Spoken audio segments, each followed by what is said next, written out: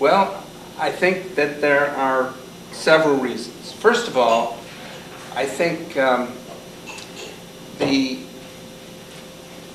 there's essentially, well, number one, we limit this to the peace and justice movement. So, for example, there's no way that libertarians can feel comfortable, I think, in that, or paleoconservatives within those confines. And I remember years ago, I think it was, when the heck was it? Was it 2003, 2005? I don't remember. But there was a large rally at a military base in North Carolina. And I went there.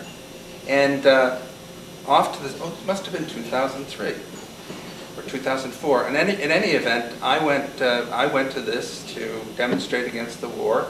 And off to the side, there was a small table set up by a group of local libertarians, and I started talking with them, and I said, well, geez, it's really good to see you here.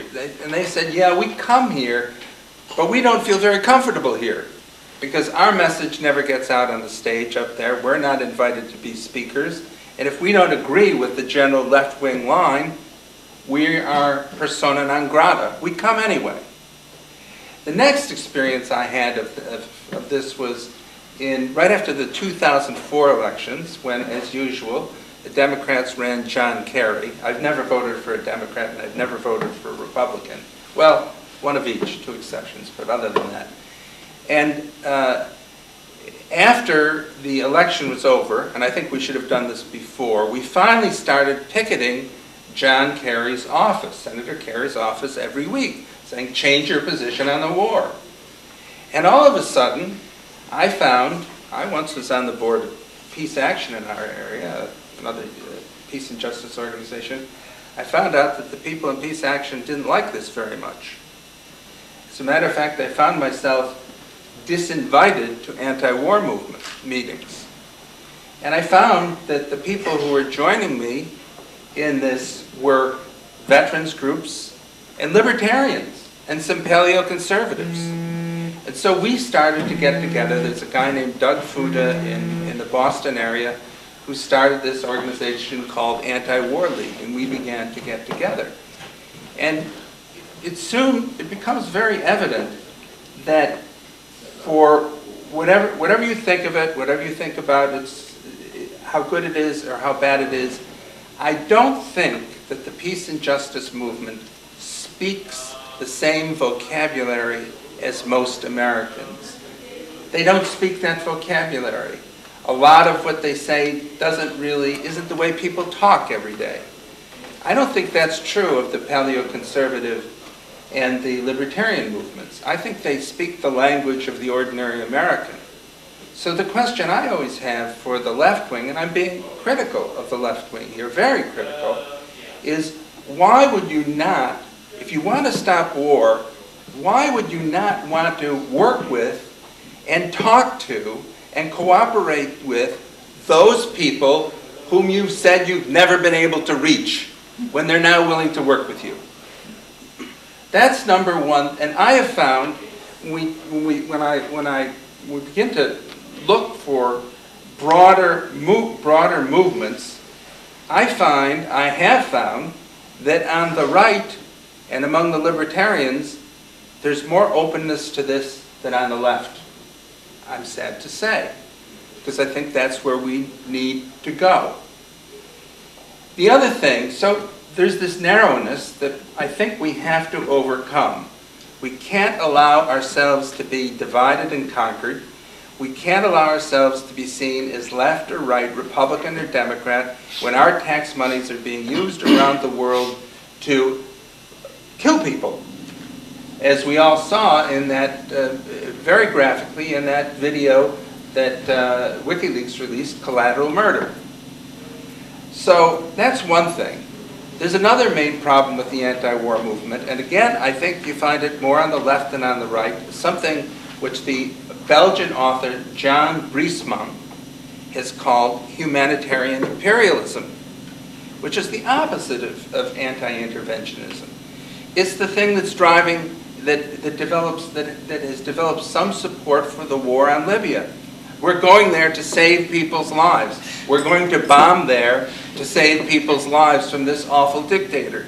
Well, why aren't we doing that in Bahrain? Why aren't we doing that in Saudi Arabia? Why aren't we doing that in the apartheid state of Israel? We're not. So that doesn't hold up. But people can be drawn into this on the basis of thinking we are doing good. Again here, I find that libertarians, Ron Paul libertarians, and many of the paleoconservatives have a more consistent anti-interventionist stance than the left. They were against the war when Bush was president. They're against the wars, when Obama's president. If you don't have that consistency, you will not have a following.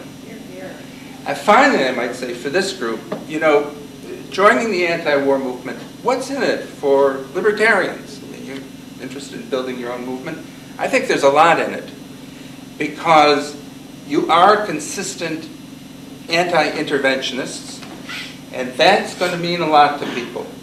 And I believe that in this joint effort, if we can manage it, that the libertarian movement can be brought into contact with a lot of people who have very stereotypical, silly notions of what it is.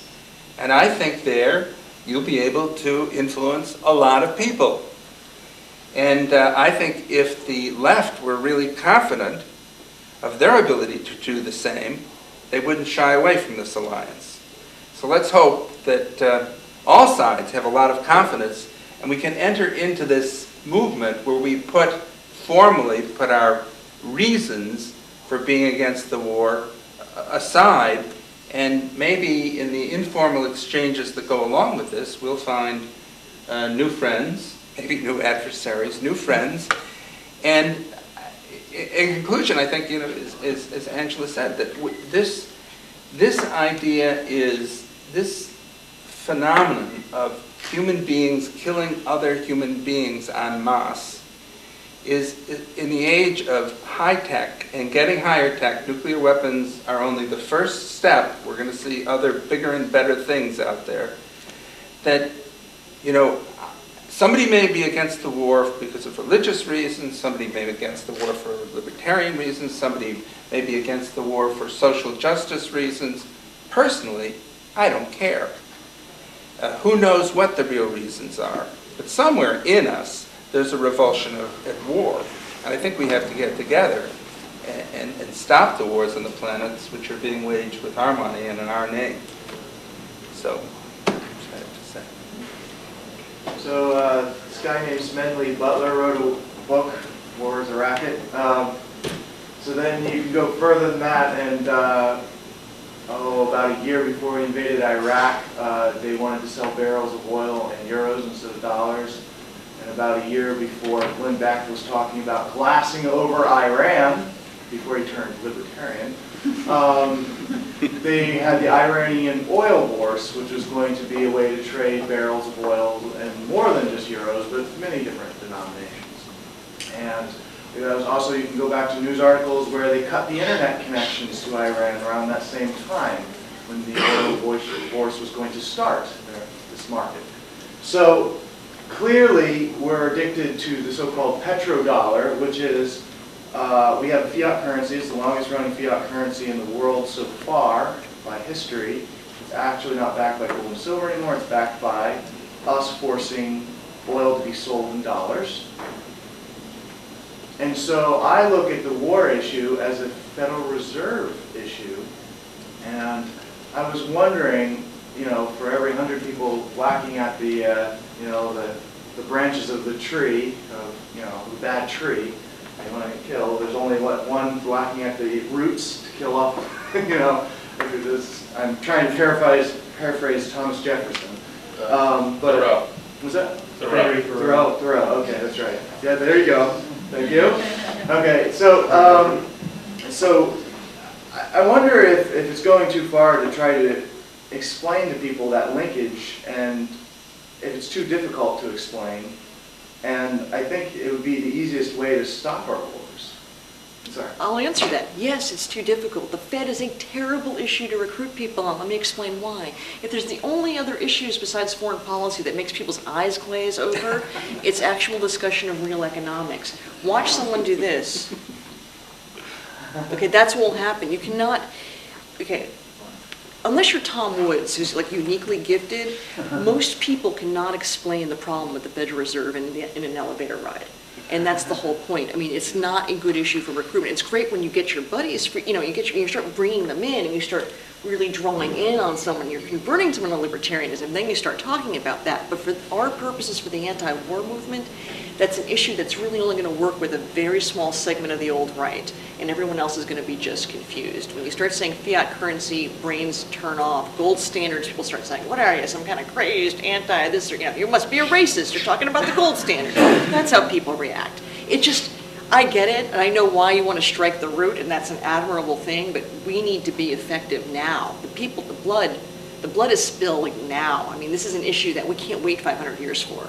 So I would say no, and I would say try a different tact. Ernie? Doctor, I was in sleeping in the ditch with the fire ants at Camp Casey when Cindy Sheehan's in front of Bush, covering it. I was token libertarian Air America, okay? So it's amazing that in Phoenix, we had this coalition.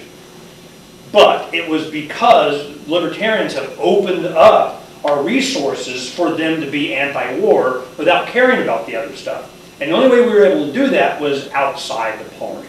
It was just libertarians doing it, helping them. We help them with microphones. We do events or whatever. They're fine. But let me tell you, I need your perspective on this. What happened? When I was there, I saw Move On, what they were doing.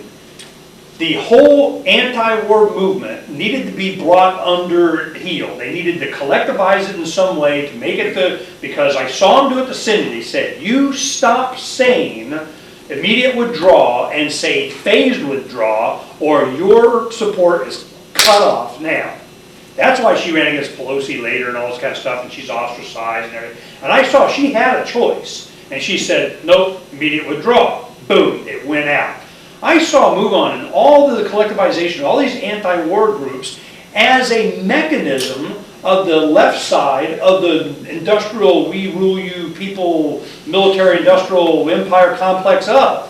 It was just the same thing, just another mechanism by which they could, and when the election was over, Obama, was in finally, or they elected Pelosi's whatever, and what was it, 06 and all that kind of stuff. Once they got what they wanted, the anti-war movement went away because it wasn't about anti-war. Every single one of the groups that were there, all the bloggers, I saw them in the House of Peace, all the stuff they had, every single one of them had this peace and justice thing going on. So I'm going, all right, they were using the anti-war movement as a vehicle for them to get their progressive agenda in. That's what was going on. I saw it happen. Am I wrong? Oh, I think, no. That in part is my point, is that when you specify that it must be a peace and justice movement with your notions of justice, that is your social program being at the core of it, then you're automatically limiting the anti-war base. Because there are people who are against war for many different reasons. And Move On was notorious for that. They were always dedicated. They were always a Democratic Party operation. Another thing that happened, I can tell you, Code Pink, just as an example. When that Code Pink, locals, again we have this problem with locals versus national. When Cindy Sheehan was demonstrating at Camp Casey, Code Pink was right there. They were supporters of her. Medea Benjamin was a member of Progressive Democrats of America, which is the left wing of the Democratic Party. She was on the board. She was there. But as soon as Obama was elected, and Cindy went to Obama's summer place in Martha's Vineyard, Code Pink, the National, said, no, we're not going to do that. It was the local Code Pink people who did it, who were very unhappy with the national. But Code Pink, Progressive Democrats of America, Move On, are tied tightly into the Democratic Party.